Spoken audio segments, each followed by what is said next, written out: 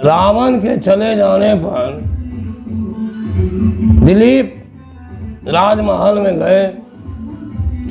तब क्या हुआ, उन्होंने सुदक्षिणा को भयभीत देखा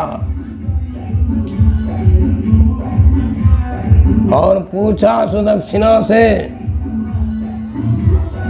क्या कारण है, तुम्हारे भय का क्या कारण है।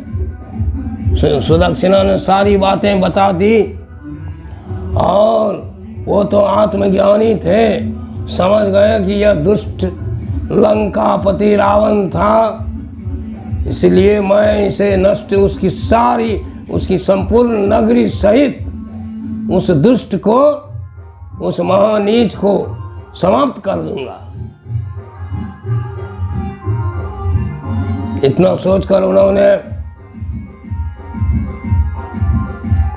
वायव्य अस्त्र निकाला, अपनी तुनीर से वायव्य अस्त्र निकाला और उस अस्त्र का मंत्रोच्चारण कर लंका नगरी, रावण सहित लंका नगरी को, उसके सहयोगियों को, रावण के सभी सहयोगियों को उड़ाकर समुद्र में फेंकने का आदेश दे दिया।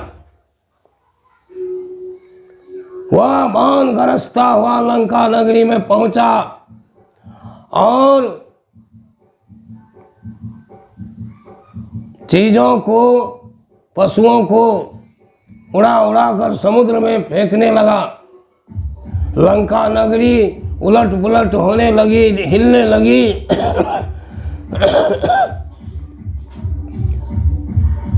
तो उसी समय रावण की पत्नी मंदोदरी पतिव्रता नारी थी, हाथ जोड़कर खड़ी हो गई। कौन है आप जो इस तरह आप तहलका मचा रहे हैं, कृपया आप अपना दर्शन दीजिए और कारण बताइए कि क्यों इस प्रकार आप कर रहे हैं। पवन देव अपने रूप में आ गए। उन्होंने सुदक्षिणा, उन्होंने मंदोदरी को यह बात बता दी, सारी बातें बता दी कि तुम्हारे पति के दुष्कर्म का यह फल है। राजा दिलीप ने मुझे भेजा है, मैं वायव्यवान हूँ और मुझे उन्होंने आदेश दिया है कि रावण सहित, रावण के सहयोगी सहित रावण को और रावण की नगरी को उड़ाकर समुद्र में फेंकने कहा है। यही आदेश मुझे मिला है, सो मैं कर रहा हूँ। कहा, सुनिए, आपसे मेरी प्रार्थना है। मंदोदरी हाथ जोड़कर बोली, आपसे मेरी प्रार्थना है कि कृपया आप उन्हें जाकर यह बात कहिए कि अपराध तो किसी एक ने किया है, सारे लोगों को, नगर निवासियों को, उनके सहयोगियों को क्यों दंड दिया जा रहा है। वह वाहन लौट गया और आकर राजा दिलीप को उन्होंने मंदोदरी की बातों को सुना दी।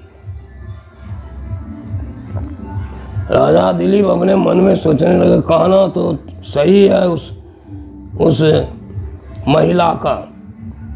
अच्छा, तो मैं रावण को समाप्त कर देता हूं।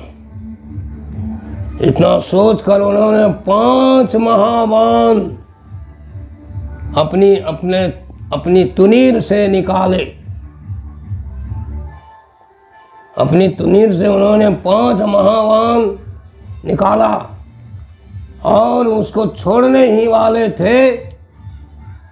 तो क्या हुआ आगे, छोड़ने वाले थे, उसी समय ब्रह्मा जी राजा दिलीप के पास पहुंचे और दिलीप को उस बाण का संधान करने के लिए, संधान नहीं करने का आदेश दिया। उन्होंने कहा, सुनो दिलीप, मैंने रावण को वरदान दिया है कि उसे मनुष्य मारेगा और वह मनुष्य असाधारण होगा और वह तुम्हारे ही वंश में पैदा होगा। और वह मनुष्य साधारण मनुष्य नहीं है। वो साधारण व्यक्ति मनुष्य के रूप में नहीं आएंगे। साक्षात तीनों लोक के जगदीश्वर नारायण जन्म लेंगे और उन्हीं नारायण के द्वारा उनके दुष्ट सहयोगी गण रावण ये सभी मारे जाएंगे। यदि अभी तुम युद्ध करोगे, बाण चलाते हो, तो मेरा वरदान असत्य होगा। और बहुत सारे राक्षसों को बहुत सा और भी वरदान प्राप्त है जिसे तुम नहीं मार सकोगे। वे सभी राक्षस रह जाएंगे और तब तुम पर अत्याचार करेंगे। इसलिए इन 5 बाणों को तुम नहीं मारो, मत संधान करो इसका। यह 5 बाण मुझे दे दो। राजा दिलीप ने ब्रह्मा जी की बात मान ली और 5 अस्त्रों को ब्रह्मा जी को सौंप दिया।